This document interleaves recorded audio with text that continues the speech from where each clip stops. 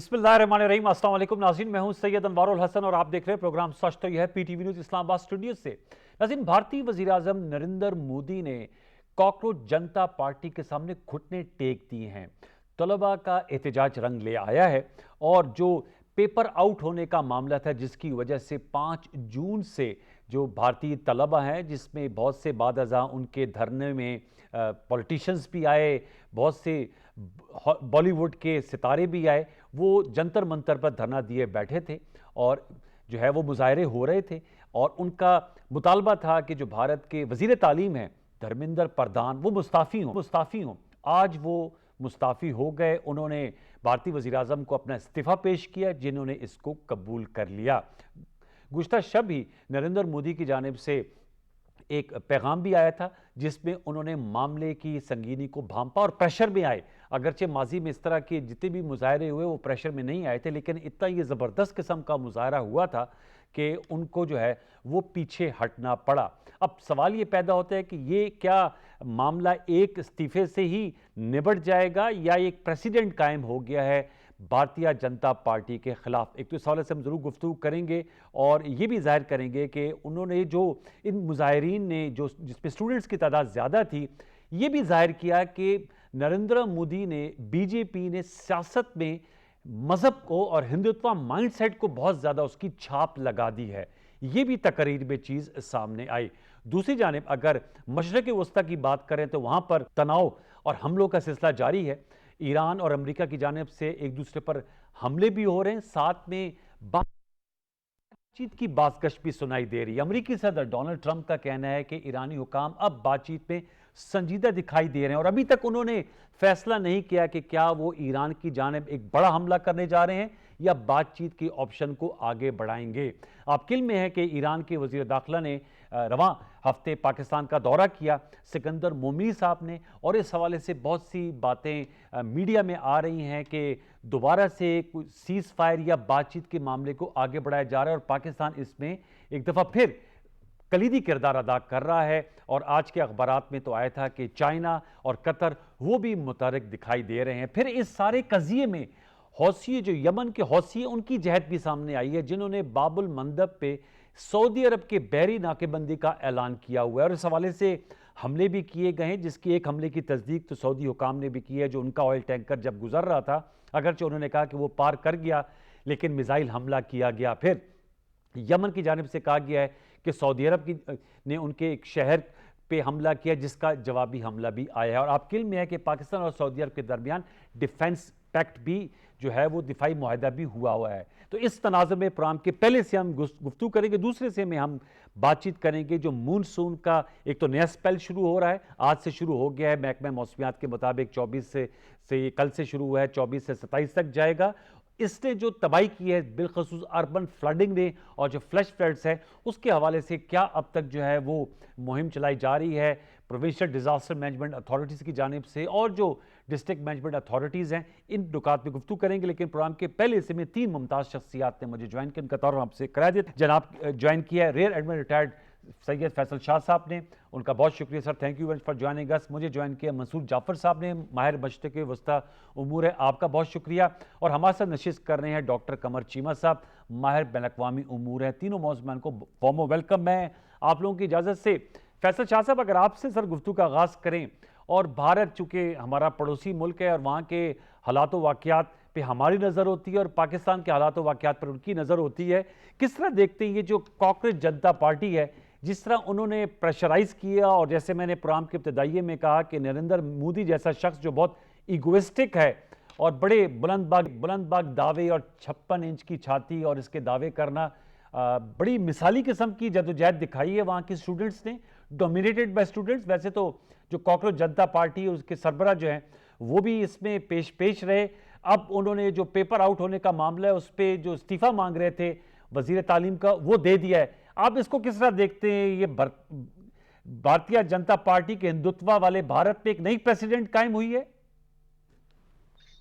शुक्रिया अनवार मुझे प्रोग्राम में लेने का। देखिए, ये जो कॉकरोच पार्टी है, इसने, मैं कहता हूं कि एक बहुत लैंडमार्क अचीवमेंट हासिल किया है। क्यों? इसलिए कि भारत में एक ऐसा माहौल है जी। कि आप भारतीय जनता पार्टी या उसके जो एफिलिएटेड ऑर्गेनाइजेशन हैं उनके खिलाफ आप बात नहीं कर सकते। आप बिल्कुल। किसी किस्म की, अगर आप हक पे भी हैं, सच भी बोल रहे हैं, तो आप नहीं कर सकते। मैं इसकी मिसाल इस तरह से आपको देता हूँ कि कई दफा ऐसा हुआ कि बाहर के मुल्कों में जब मैं सेमिनार्स और कॉन्फ्रेंसेस मैंने अटेंड की, और उस तरफ से जो लोग आए हुए होते थे उनसे हमारा मुकालमा होता था बाकायदा सेमिनार में या जी। राउंड टेबल में, तो वो बरमला इस चीज का इजहार करते थे। ये मैं स्कॉलर्स की बात कर रहा हूँ, पीएचडी डॉक्टर्स की बात कर रहा हूँ, रिटायर्ड सीनियर ऑफिसर्स की बात कर रहा हूँ। वो ये कहते थे कि हम आपकी बात मानते हैं, लेकिन हम ये बात कर नहीं सकते हैं क्योंकि हमारा पॉलिटिकल माहौल, एनवायरनमेंट इस वक्त यस। इसकी इजाजत नहीं देता है।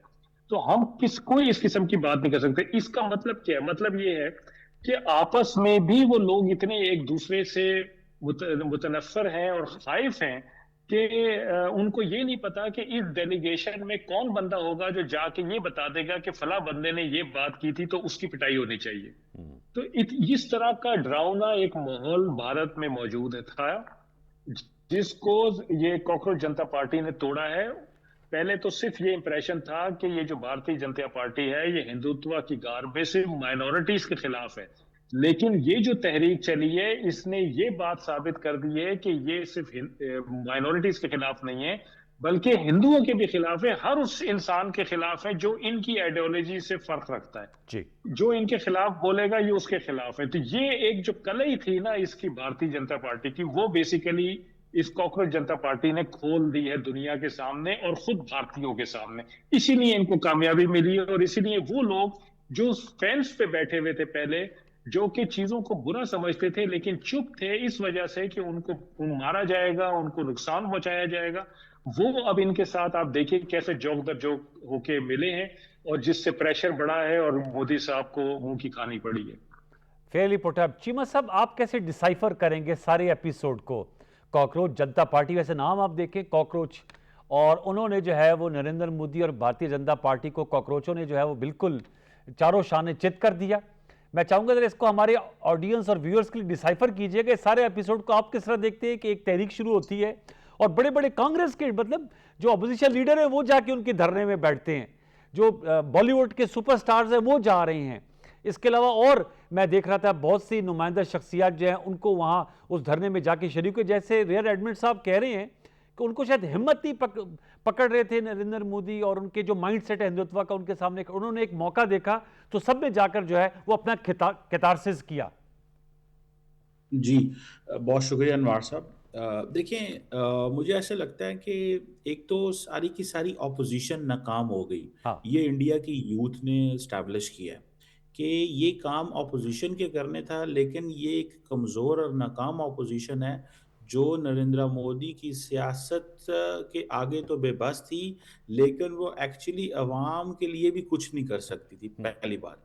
दूसरी बात ये है कि पूरे का पूरा जो मेन स्ट्रीम मीडिया था वो एक्सपोज हुआ है इसमें। Yes, very important. बहुत ज़्यादा इम्पोर्टेंट ये बातें की गई, गोदी मीडिया हाँ। कहा गया, मोदी मीडिया कहा गया, लेकिन कभी ऐसे नहीं हुआ था कि मीडिया के लोग अगर कवर करने जाएं तो उनको इस अंदाज से वहां कहा गया हो कि तुम चले जाओ।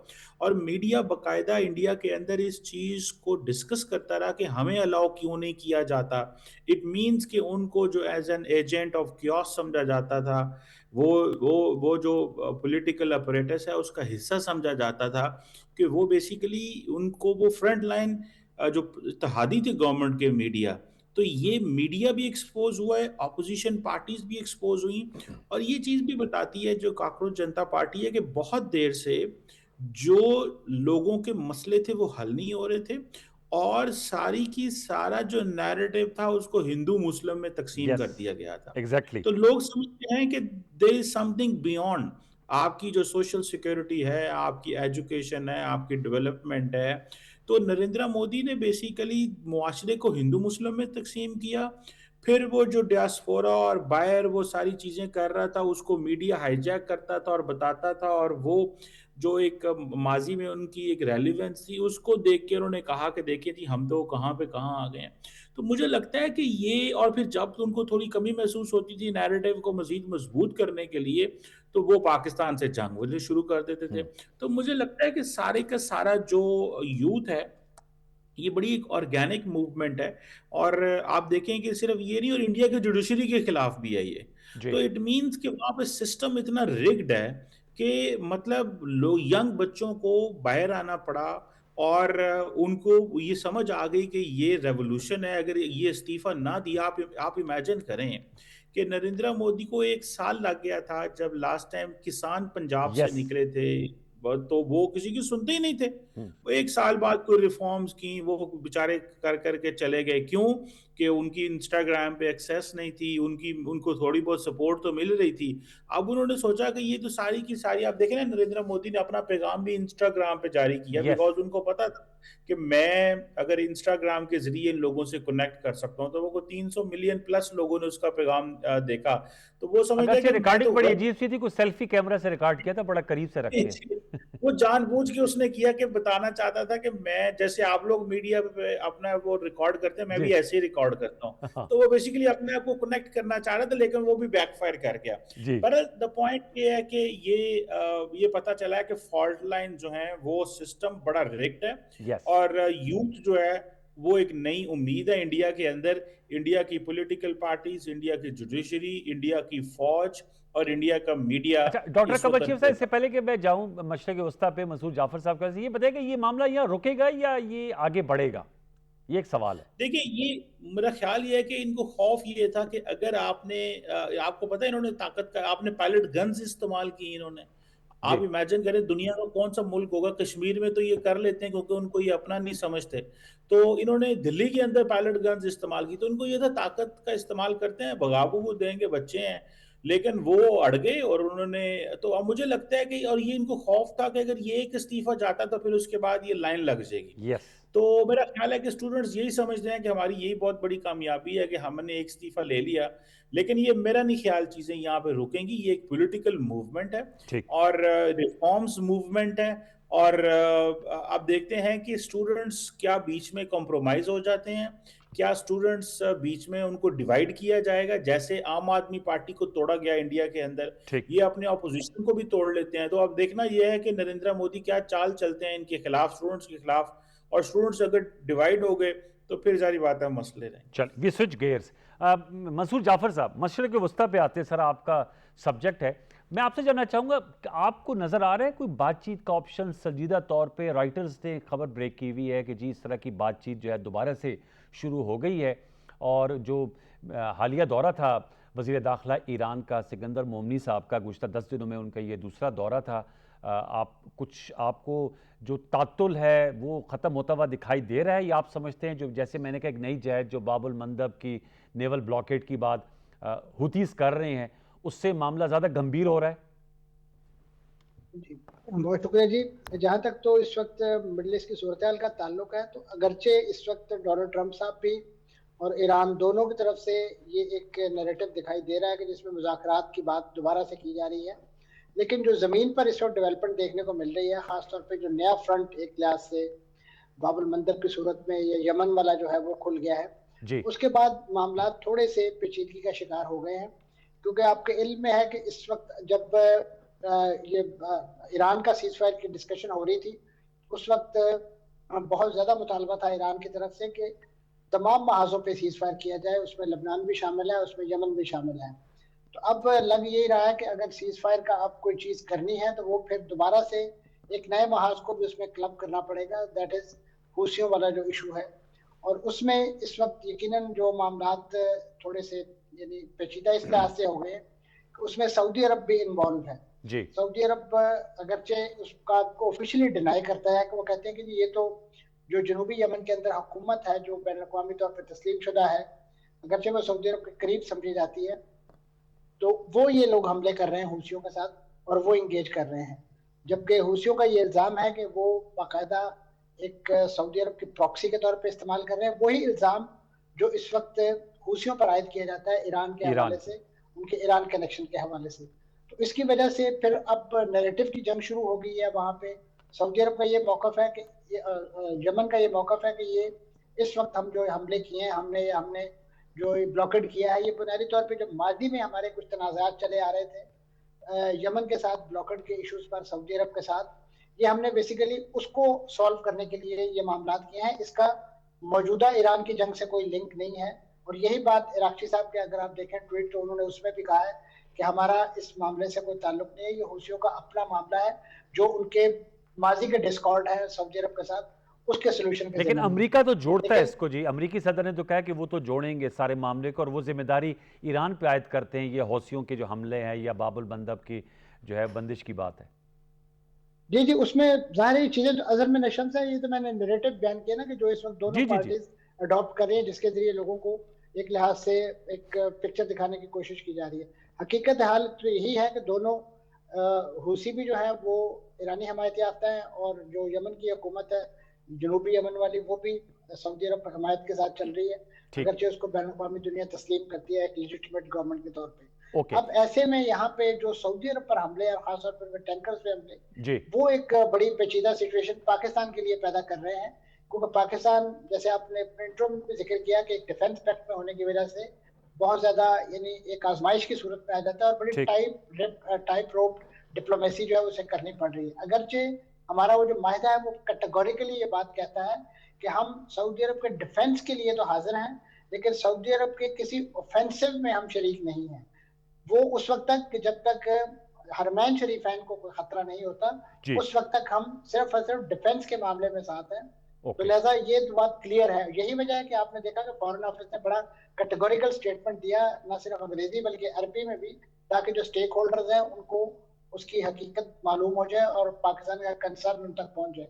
उसमें यही बात कही गई है, क्योंकि ये अल्टरनेट रूट बुनियादी तौर पर जो ईस्ट वेस्ट पाइपलाइन से होता यस हुआ यहाँ से जो बहरा अमर में जो तेल सप्लाई है, उसमें जो बेनिफिशरीज की कंट्रीज हैं उसमें पाकिस्तान, भारत, चीन, जापान, ये ममालिक शामिल हैं। और अब यकीनन इसकी बंदिश के हवाले से पाकिस्तान के टैंकर्स को भी अटैक की सूरत सामना हो सकता है अगर वो वहां से पोर्ट से ठीक निकलने वाले सऊदी टैंकर्स को सही निशाना बनाते हैं। तो लिहाजा पाकिस्तान ने अपना कंसर्न शो कर दिया। लेकिन यहाँ ये बात भी जेहन में रहनी चाहिए कि पाकिस्तान माजी में इस तनाज़े से अपने आप को बड़ा टेक्टफुली दूर रख चुका है।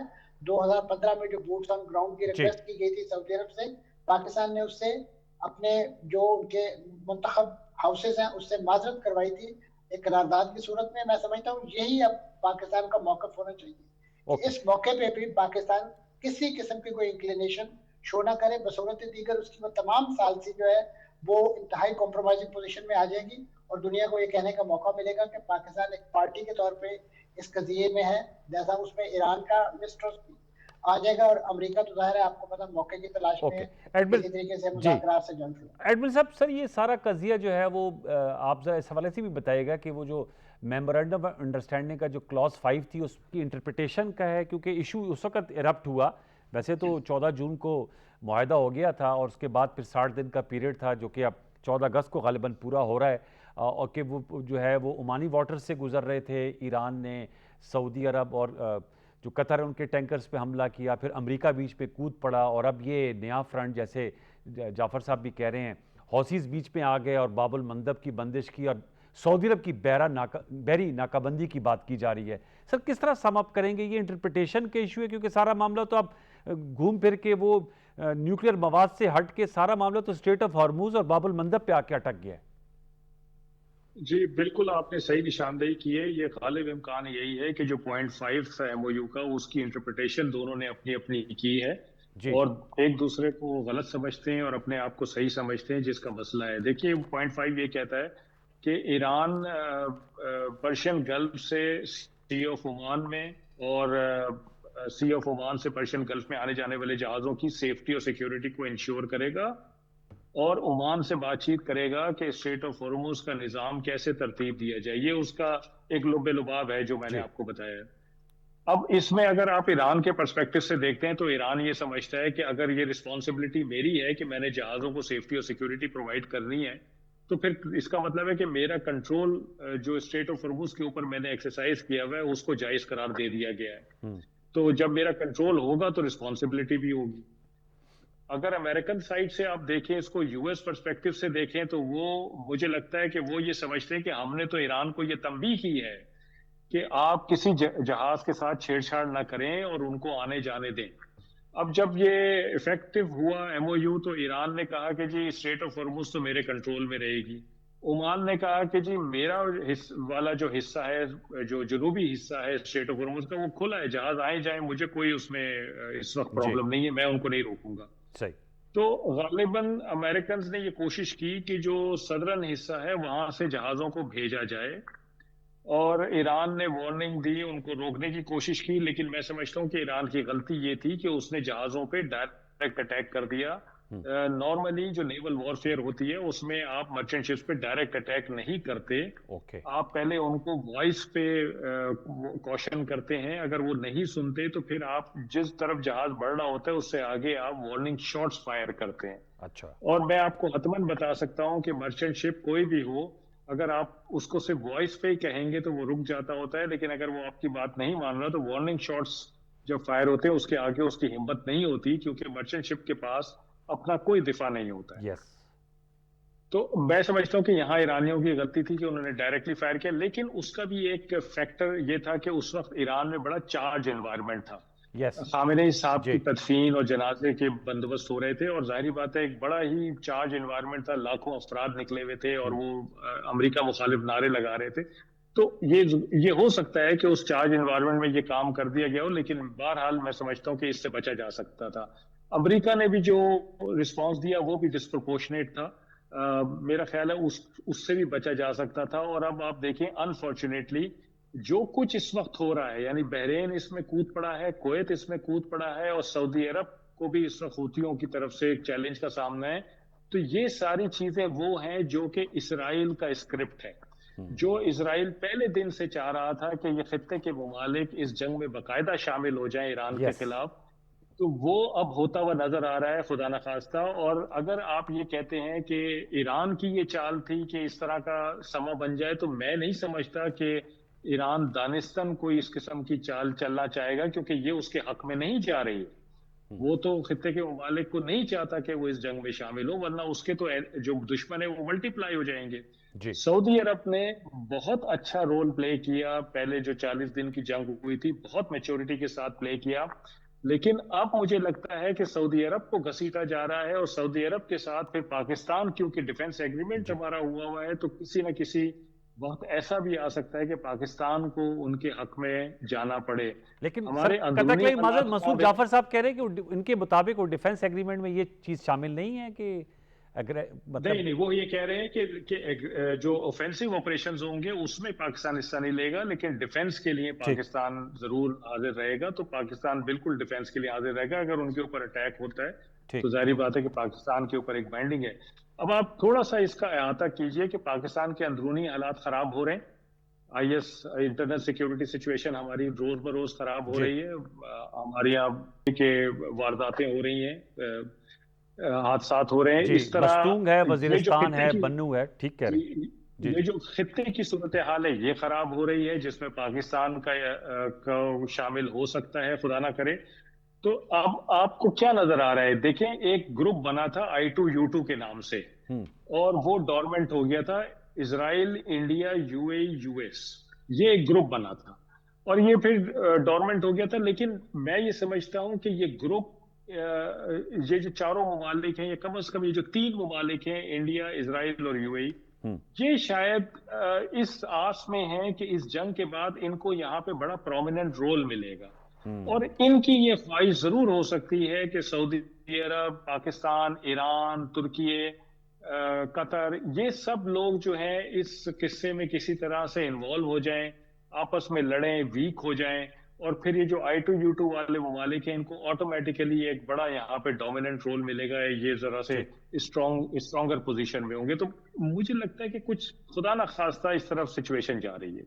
वेरी वेरी डेंजरस सिचुएशन जिस तरह आपने इशारा किया है। कमर चीमा साहब, आप इस हवाले से क्या कहेंगे? जो तज्जिया पेश किया है रियर एडमिरल फैसल शाह साहब ने, आप एग्री करते हैं? और जो मंसूर जाफर साहब ने बात की है, ये यमन का जो फ्रंट है इसका हॉट अप होना, ये कितनी बड़ी खतरे की घंटी है? देखिए, ये एक प्रॉब्लम तो है इस सेंस में कि अगर सऊदी अरब, जारी बात है, इसमें इन्वॉल्व होता है तो अब हम इन्वॉल्व होते हैं। अब उसमें भी फिर बहुत सारी अब डेफिनेशंस हैं कि जी पाकिस्तान जो है वो डिफेंसिव जाएगा, ज़ाहिर बात है मुसलमान मुल्कों के खिलाफ जो है वो हमले नहीं करेगा, स्ट्राइक्स नहीं होंगी, इस तरह की सिचुएशन जो है वो हमारे सामने है। लेकिन मेरा ख़्याल है कि पाकिस्तान इन चीज़ों को समझता है कि ये क्योंकि ये हिस्टोरिक हैं, इश्यू हैं, ये पुराने इश्यू हैं, तो इसमें हमारा जाना उस तरह नहीं है, इनको डिप्लोमेसी के ज़रिए हल किया जा सकता है।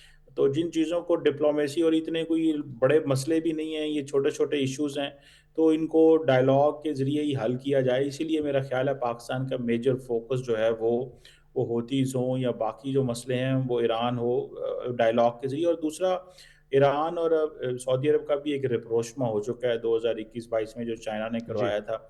लार्जली ऐसी कोई मसले वाली चीज़ नहीं है, लेकिन मुझे लगता है कि जो हूथीज़ का फ्रंट खोला गया लार्जली वो अमेरिका के ऊपर प्रेशर डालने के लिए कि जो रेड सी की ट्रैफ़िक है वो बंद कर दी जाए हम्म। और बाब अल मंदेब को बंद कर दिया जाए, ताकि और तेल की कीमतें बढ़ें और ट्रंप के ऊपर प्रेशर आए और ग्लोबल कॉस्ट बढ़े। तो अमेरिका को इसी तरीके से रोका जा सकता है। अमेरिका को देखें, ईरान मिलिटैरिली तो नहीं रोक सकता। जी। तो जो उसके पास ऑप्शन है वो यही है कि ये जो ग्लोबल सप्लाई चेन है अगर ये रुकती है, तो सारी दुनिया का फ़ोकस जो है ना एंटी अमेरिकन ओपिनियन डेवलप होगी। तो वो जो कॉस्ट ऑफ वॉर है वो समझते हैं कि वो यस। अमेरिका के ऊपर ज़्यादा है, हमारे ऊपर तो मेरा ख़्याल है लार्जली ये मेरा ख़्याल है पाकिस्तान इसको अवॉइड कर सकता है और हमें अवॉइड ही करना चाहिए और मेरा ख़्याल है हमारी यही पॉलिसी है।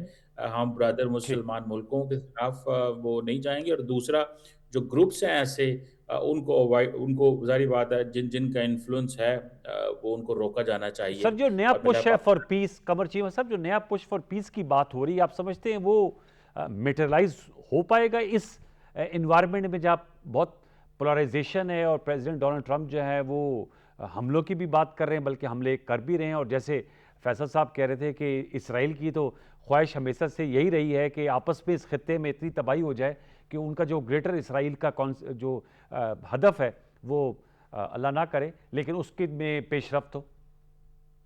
देखिए मुश्किल नज़र आ रहा है इस दफ़ा कोई आपको बात होती नज़र नहीं आ रही, कोई साइड भी नहीं कर रही और ट्रंप ने भी अभी तक अगर कोई ऐसी बात चल रही होती तो आपको पता है ट्रंप बोल देते हैं कि जनाब बात हो रही है या वो जो कह हमको रहे हैं कि अभी अब कल संजीदा दिखाई दे रहे हैं, उन्होंने अपनी हालिया बयान में कहा है कि ईरानी जो है वो जरा तो संजीदा। है तो सही है लेकिन कोई इतनी सॉलिड बात नहीं है ये। हम्म। और मेरा ख़्याल है कि ये बात बड़ी क्रिटिकल है कि ईरान कहता है कि हमारा इसमें रोल होना चाहिए, हम फ़ैसला करेंगे। अमेरिकन्स अगर ये अलाउ करने देते हैं तो पीछे अमेरिका की सुपर पावर स्टेटस और इतनी मिलिट्री कैपेबिलिटी वो किस काम की रहेगी? हम्म। तो मुश्किल चीज़ें नज़र आ रही हैं, इतना कोई आसान काम नहीं है मेरी ज़ाती राय के अंदर। अच्छा। सो ये क्या जिसने भी हटना है पीछे हटना है और जो पीछे हटेगा वो उसकी अपनी जो पोजीशन है वो कॉम्प्रोमाइज़ होती है। तो ऐसा कोई जो सॉल्यूशन है इन बिटवीन अगर निकाला जा सकता है तो वो बड़ी बात है। मेरा ख़्याल है ये चीज़ देखने वाली है। Towards the end Mansoor Jafar साहब, आपको क्या लगता है, जैसे चीमा साहब कह रहे हैं कि पीछे हटना जो है वो दोनों फरीकैन इस वक्त दिखाई नहीं देते, और एडमिन साहब की मैं बात से इत्तेफाक करता हूँ कि जब ये स्ट्राइक हुई तो उस वक्त ईरान में माहौल बहुत चार्ज था, जो अभी भी चार्ज है।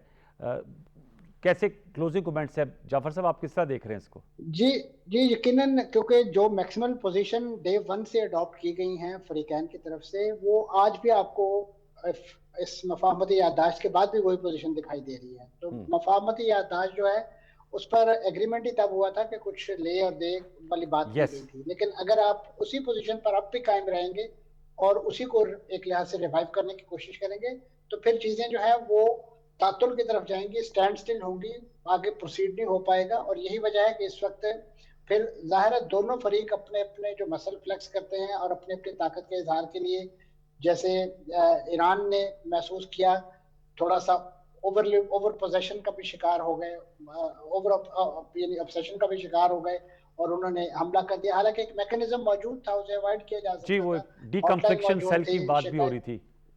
जी, तो लिहाजा उस तमाम मामलात को जो है वो बाईपास कर दिया गया। बात वही है कि ज़मीन पे थोड़ी सी जब आपको एम्पावर्ड फील करते हैं तो फिर आप उसको मैदान जंग में या फील्ड में कहीं एक्सरसाइज करने की कोशिश करते हैं। तो मुज़ाकरात के जो डायनामिक्स हैं वो डिफरेंट हैं, जो मैदान जंग के मैनूवरिंग है या जो एडवेंचर्स हैं वो डिफरेंट हैं। ठीक। मेरे ख्याल फरीकैन को इन दोनों पहलुओं के बारे में फ़र्क भी करना चाहिए और इनकी जो डेलिकेसीज हैं उन्हें उसी अंदाज से टेकअप करना चाहिए अगर वो इस मसले के हल में संजीदा है। वेरी। ऑप्शन दोनों के पास कोई नहीं है और दोनों के पास मुज़ाकरात ही का ऑप्शन है और इस मुज़ाकरात के ऑप्शन को सिर्फ और सिर्फ उस सूरत मटेरियलाइज कर सकते हैं कि जब दोनों अपने अपने पोजीशन से थोड़ा थोड़ा पीछे बहुत हटें। बहुत शुक्रिया, thank you, very very important आपने बात की, thank you so very much. आपकी मंसूर जाफर साहब, डॉक्टर कमर चीमा साहब और rear admin retired Faisal Shah साहब, आपने अहम गुफ्तगू की। व्यूअर्स, मामला जो है बड़ा डेलिकेट है और जैसे आपने देखा गुफ्तगू से भी और वैसे भी हमें नज़र आ रहा है जिस तरह इंटरनेशनल मार्केट में पेट्रोलियम मसनूआत की कीमतें बढ़ रही हैं, उसका पाकिस्तान पे कैसे रोज़ाना की बुनियाद पे पेट्रोल की कीमतों में इजाफा हो रहा है। यकीनन कॉस्ट ऑफ वॉर बढ़ाना चाह रहे हैं जो ईरान और उनके जो हुतीज़ हैं अमेरिका के लिए, और अमेरिका की जानिब से जो है वो हमले भी हो रहे हैं और साथ में बात भी की जा रही है कि जी बातचीत भी चल रही है। अब देखना ही है कि आने वाले दिनों में जो है वो सैनिटी प्रिवेल करती है और जो मुज़ाकरात की मेज़ पर मामला जैसे पहले हल हुआ था, ख्वाहिश और दुआ हमारी यही है कि वो मुज़ाकरात की बेस पर हल हो, वगरना इसकी कॉस्ट जो है वो सिर्फ अमेरिका या वेस्टर्न अलाइज को नहीं बल्कि पूरी दुनिया को पाकिस्तान समेत पे करना पड़ेगी। एक छोटा सा वक्फा शामिल करेंगे, वक्फे के बाद आएंगे तो जो मानसून की वजह से अर्बन फ्लडिंग और फ्लैश फ्लडिंग का जो मामला है, जो हर साल इस तरह के हमें हालात का सामना करना पड़ता है, उस हवाले से जानेंगे कि इस दफ़ा हमारी तैयारी कैसे और कैसे नबर्द आजमा हो रहे हैं इस सारे मामले पर। एक छोटे से वक्फे के बाद वक्फा ले लीजिए।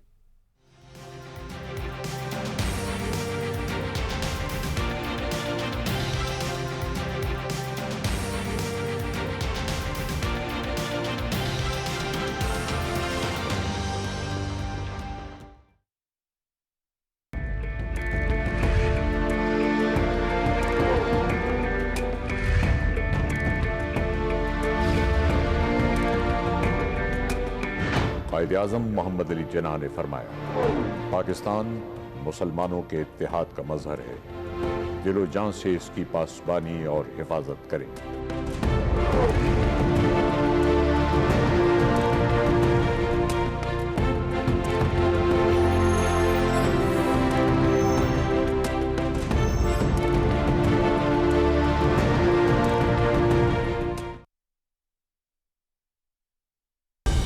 दुरुस्त हर वक्त बर वक्त।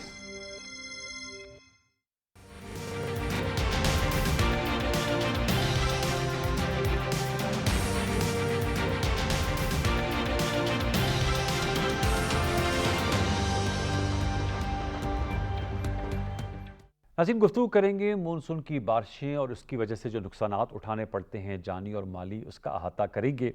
कुछ फिगर्स हमारे सामने हैं पंजाब में जो इन पर्टिकुलर, क्योंकि बहुत ज़्यादा इस हवाले से वहाँ भी बारिशें हुई हैं और सिंध में भी अब अलर्ट जारी हो गया। खैबर पख्तूनख्वा, हमारे जो नॉर्दर्न एरियाज़ हैं, गिलगित बल्तिस्तान, पंजाब का डकरा था, बल्कि ये पंजाब डिज़ास्टर मैनेजमेंट अथॉरिटी की जानिब से आया है कि सूबे में मानसून बारिशों से अब तक जो नुकसानात हुए हैं 21 शहरी जो है जहाँ बाक हो जाए, बहुत बड़ा फिगर है।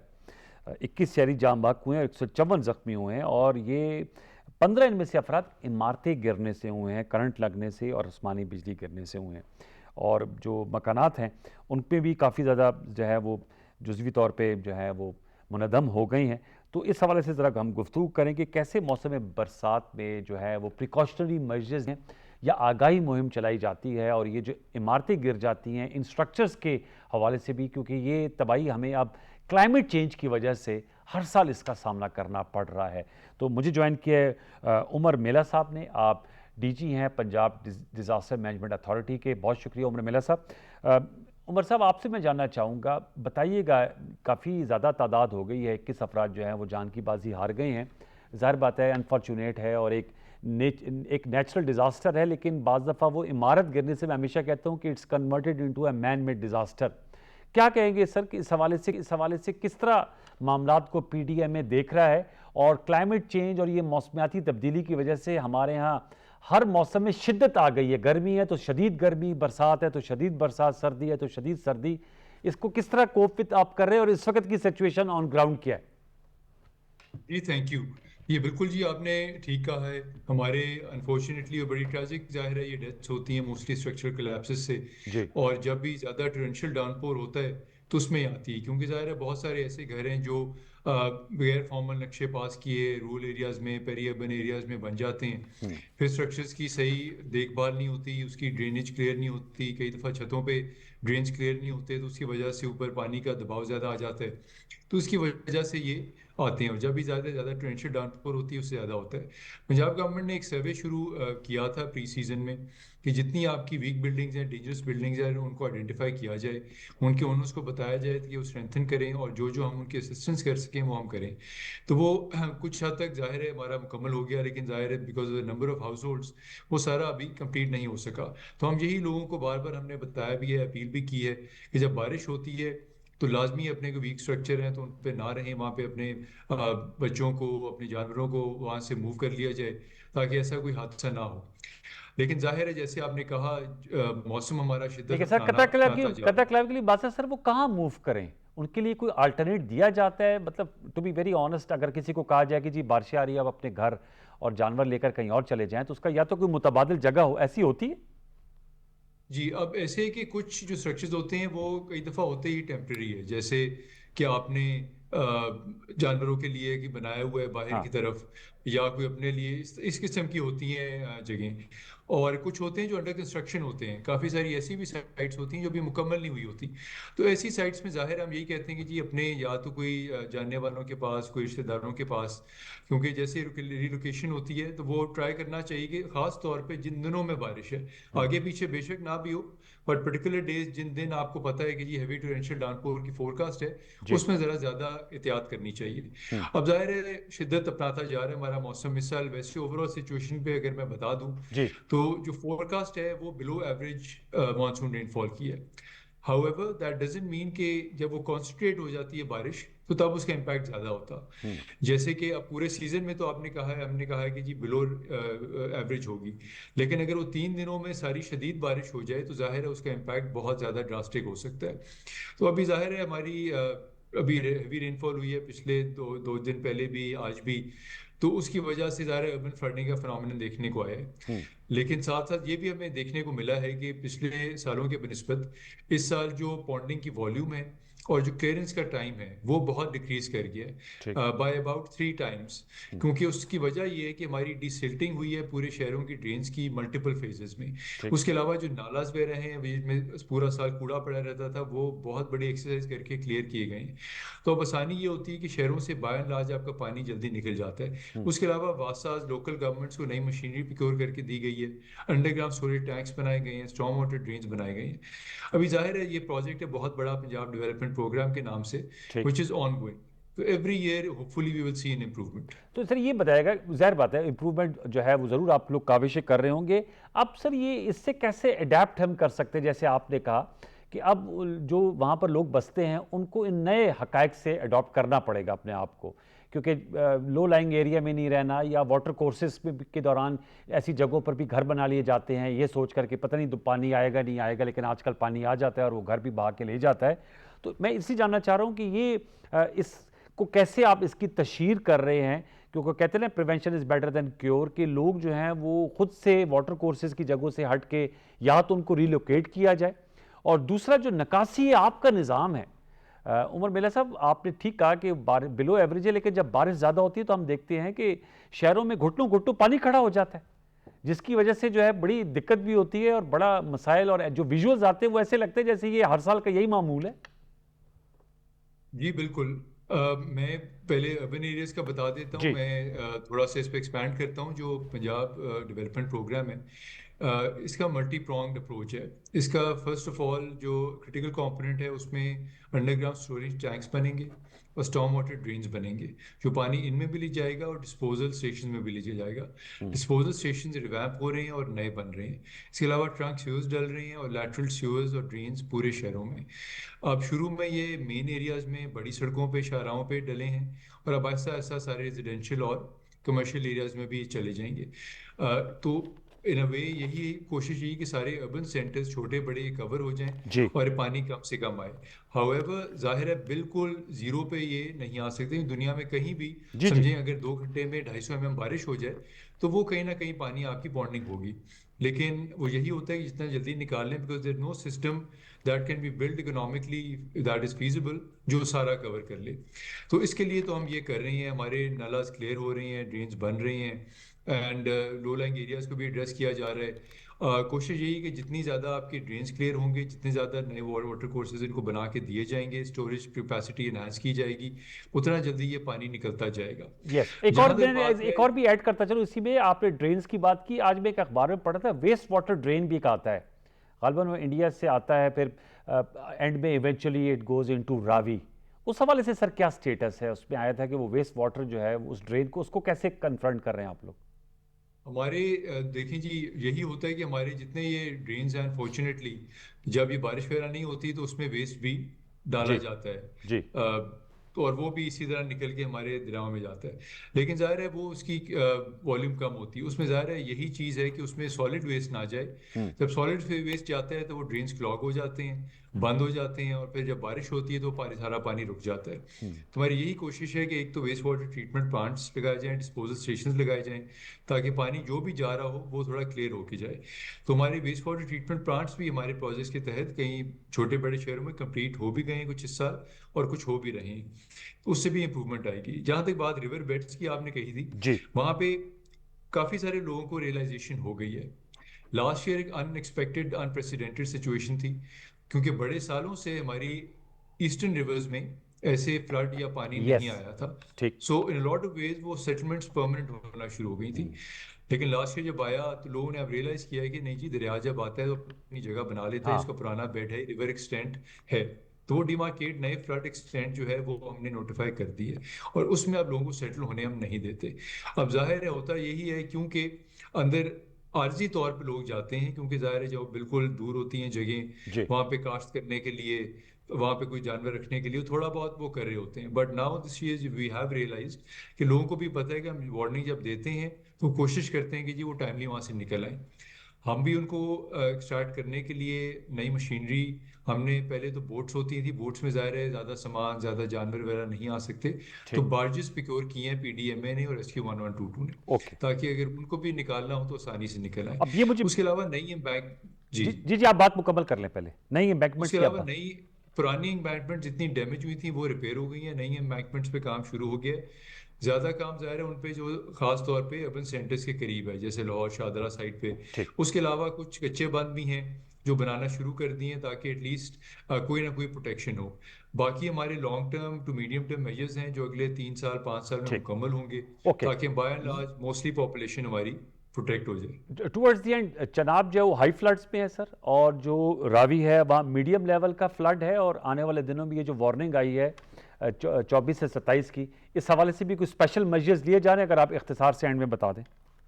जी मैं बिल्कुल बताता हूँ। हमारा रावी चनाब हाई फ्लड में गया था 2 डेज बैक, ओके लेकिन अब वो वापस लो फ्लड और मीडियम फ्लड में है और वो ड्रॉप कर रहे हैं। ठीक। क्योंकि बारिश हमारी हुई है, इस साइड पे काफ़ी हुई है, कैचमेंट एरियाज में थोड़ी कम हुई है। So we are not very worried about rivers, क्योंकि हमारी अभी डैम्स में भी कैपेसिटी है, रिवर्स में भी कैपेसिटी है, क्योंकि ठीक। हमारा रावी भी लो फ्लड में है, जेलम भी, इंडस भी, तो कोई ऐसा इशू नहीं है। और चिनाब में भी जो वाटर लेवल रेज हुआ था वो वापस आ रहा है। ठीक। अक्रॉस द बॉर्डर भी अभी उनके डैम्स में बहुत सारी कैपेसिटी रहती है, देयर अबाउट 33-35%। ओके, सो अभी तक कोई ऐसा नहीं है कि बहुत ज़्यादा पानी पीछे से आ सकता है, और अभी हमारे अपने कैचमेंट एरियाज में भी इतनी बारिश नहीं हुई कि बहुत ज़्यादा हाई फ्लड की इतनी तवक्को की जाए। ओके, बहुत शुक्रिया, thank you very much Umar Mela साहब, आप हमसे गुफ्तगू कर रहे थे। जुल्फ़िकार महतू साहब, आप क्या कहेंगे? आप लाहौर में मौजूद हैं, आपने उमर मेला साहब की भी गुफ्तगू सुनी। क्लाइमेट चेंज को कितना हमें समझ लेना होगा बहैसियत कौम? क्योंकि सारी तबाही, आप लास्ट ईयर भी मुझे याद है, हम पंजाब की बात कर रहे हैं, बुनेर में किस तरह जो है वो पत्थरों की बारिश हो गई थी और उसने तबाही फेर दी थी। हम वहाँ गए थे, हमने शोज़ किए थे। फिर उससे पहले जो फ्लड्स है उस पर जनूबी पंजाब, सिंध, तो पूरा पाकिस्तान का जो एरिया, गिलगित बल्तिस्तान, जो क्लाउड बर्स्ट है उसके फिनोमेना तेज़ी से हो रहे हैं। क्लाइमेट चेंज को किस तरह वॉर फुटिंग पे हमें इसको, इस चैलेंज से कन्फ्रंट करना होगा? देखिए अनवार साहब, ये जो क्लाइमेटिक चेंज है इसके तो मैनेजमेंट है, 2 तरीके होते हैं ना। एक तो ये कि फ्लड की आपने बात की, एक तो ये दरियाओं का फ्लड है और एक ये अर्बन फ्लडिंग है। जी अभी आप मेरा साहब से जो सवाल पूछ रहे थे कि चनाब की क्या सूरत हाल है, तो चनाब की सूरत हाल से पहले मैं आपको ये ज़रा थोड़ा सा मेरी तहकीक है ये मैं बता दूं कि इंडिया के जो तीनों डैम हैं, सतलुज पे, ब्यास पे और रावी पे, यानी पौंग, भाखड़ा और थी डैम, ये तीनों तो 60% तक अभी खाली हैं। पहले इंडिया इनको भरेगा और फिर पाकिस्तान की तरफ कहीं पानी से छोड़ सकेगा। तो इसलिए मैं ये खुशखबरी है हमारी तरफ से कि इंडिया की तरफ से पानी दरियाओं में नहीं छोड़ा जा सकेगा, उसके डैम खाली हैं। अच्छा, दूसरी बात ये, चनाब में पिछले साल कोई 27 अगस्त को 9,02,000 क्यूसिक का रेला आया था, तो अभी तो ये 3 लाख क्यूसिक गुजरा है, तो ये हमारे लिए कोई प्रॉब्लम नहीं है। यानी चनाब में कोई, हमारा चनाब अपना दरिया है इंडस वाटर ट्रीटी के तहत, उसमें कुछ नहीं होगा। और अगली बात ये कि जो अर्बन फ्लडिंग की आप पूछ रहे थे कि इसमें देखिए हमारे पास जो है ना रिएक्टिव डिजास्टर रिस्पांस की जो पॉलिसी है इसको तब्दील करना पड़ेगा। ये हमें proactive climatic resilient drainage system और ये अर्बन डिज़ाइन जो है ना ये करना पड़ेगा, क्योंकि हमने ये जब फ्लड आ जाता है तो हम उसको संभालना शुरू कर देते हैं। लेकिन हमें करना ये है कि जैसे कि डिसिल्टिंग का मामला है, मगर लाहौर का ही अगर हम आप लें तो तकरीबन कोई 7 बड़े नाले हैं और 76 छोटे नाले हैं, तो इनके अंदर जो पंपिंग कैपेसिटी है, जायका ये कहता है कि 2000 क्यूसेक की पंपिंग कैपेसिटी होनी चाहिए और हमारे पास सिर्फ 550 की है। तो आप समझ लें कि इसका कितना बड़ा गैप मौजूद है। पाकिस्तान लाहौर में पानी अगर ज़्यादा बारिश होगी, और बारिश ज़्यादा भी हो रही है, लेकिन ये भी बात दुरुस्त थी मेला साहब की कि जो आगे पहले जो पॉन्डी टाइम था वो बहुत ज़्यादा होता था। यानी मैं लाहौर का जम्पल हूँ, तो यहाँ पे 24-24 घंटे 22-22 घंटे पानी खड़ा रहता था मुख्तलिफ इलाकों में, लेकिन अब ऐसी सूरत हाल नहीं है। 4 से 6 घंटे के दौरान निकल जाता है, और न्यूयॉर्क में भी ऐसा ही होता है, दुनिया के बड़े शहरों में भी ऐसा ही है। ऐसा कोई मसला, यानी कोई इतनी ख़राब सूरत हाल मैं ये कहूँगा कि लाहौर में बिल्कुल नहीं है। अच्छा, अगली बात यह है कि अब हमने करना क्या है। हमने करना ये है कि हमने अपने शहरियों को सिविक सेंस भी देनी है कि वो गटरों में और ड्रेन्स में और कम से कम शॉपर बैग्स और दूसरी चीज़ें ना फेंके, ऐसा गंद ना फेंके जो आगे चलता है। और तीसरी और अहम बात यह है अपना अनवार साहब कि जो हलाकतें होती हैं वो आप देखें कि तकरीबन 56% हाउस कोलैप्स की वजह से हो रही हैं। तो अपने घरों की मरम्मत और उसकी छतों का ख्याल रखना तो गवर्नमेंट का काम नहीं है ना, तो ये तो लोगों को सोचना है। और उसके बाद जो अगला उसमें 18.6% है, वो अब ये अब खैबर पख्तूनख्वा के इलाकों की तरफ जा रहा हूँ। 18.6% फ्लैश फ्लडिंग की वजह से लोग जो दरियाओं के रास्ते में अपने घर बना के बैठ जाते हैं, जो इंक्रोचमेंट करते हैं, तो ये इंक्रोचमेंट वहाँ से ख़त्म करनी है। 52 जो ग्लॉफ है, जो झीलें हैं वहाँ पे बर्फ़ की, उनके फटने का चांस वहाँ पे मौजूद है। तो ये सारी चीज़ें मिल मिला के वेरी इंपॉर्टेंट, बहुत अच्छा आपने जो है वो तमाम एनालिसिस किया, इसको सम अप किया है जुल्फ़िकार महतू साहब, थैंक यू वेरी मच। आपका भी व्यूअर्स, आपने गुफ्तगू सुनी, ये बड़ा अहम इशू है, हमारे एक आम आदमी की ज़िंदगी को इसको बहुत मुतासिर करता है, तो इसलिए हमने इसका अहाता किया। आज के लिए यही कुछ, कल तक के लिए सैयद अनवारुल हसन और सचते प्रोग्राम की टीम को इजाज़त दीजिए। अपना बहुत सा ख्याल रखिए, अल्लाह ने के बाद।